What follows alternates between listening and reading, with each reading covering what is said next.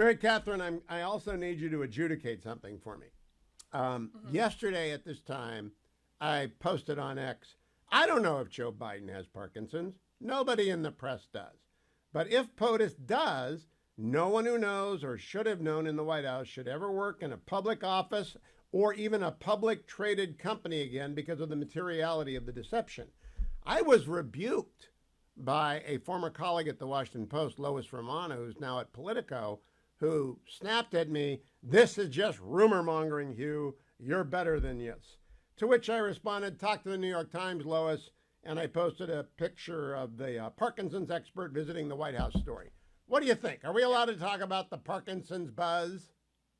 We are definitely allowed to talk about that. I mean, this is what, 8 visits in a year.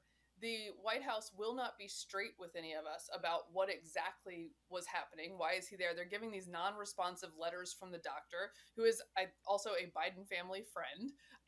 And the doctor is saying, not the Parkinson's expert, but his regular doctor, is giving this letter that's just like the resume of the guy who comes to the White House, but not explaining why he's there. Karine Jean-Pierre is acting as if Ed O'Keefe is attacking her when he's asking a very straightforward question about a very, very serious matter.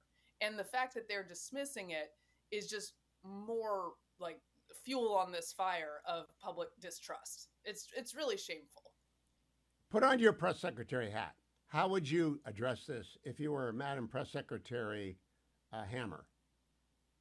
Well, I think the problem might be that they don't want to give the truth because the truth might result, Hugh, in some of them not working in the future and in public trust being lost and in this election being lost, right? So you have to deal with the fact that if you can't tell the truth, you have to dance better than Karine Jean-Pierre can.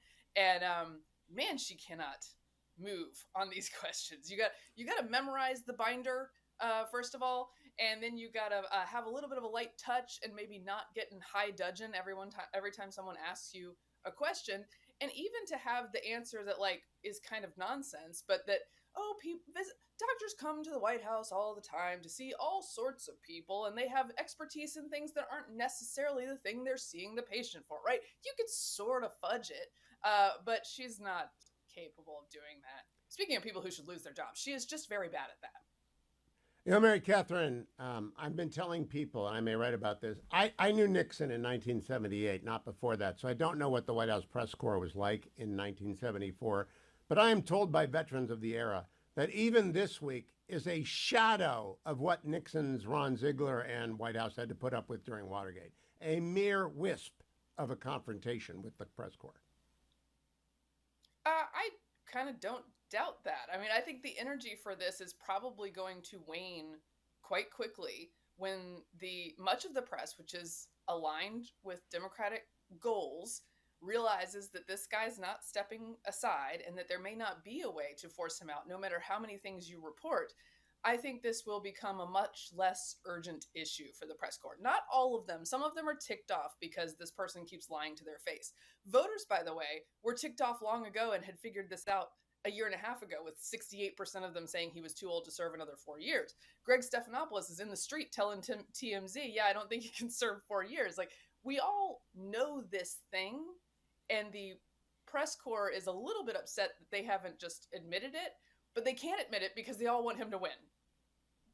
You know, Mary Catherine, I want to make sure I compliment Lauren Stewart, who is Vic Mattis should never leave because she was awfully good. That's sort of like Lou Gehrig stepping off from first base because Lauren Stewart was awfully good. But when she talked about lying on the floor of the airport, worrying about whether she'd have a job in 4 weeks, you think that's the mood at Team Biden right now?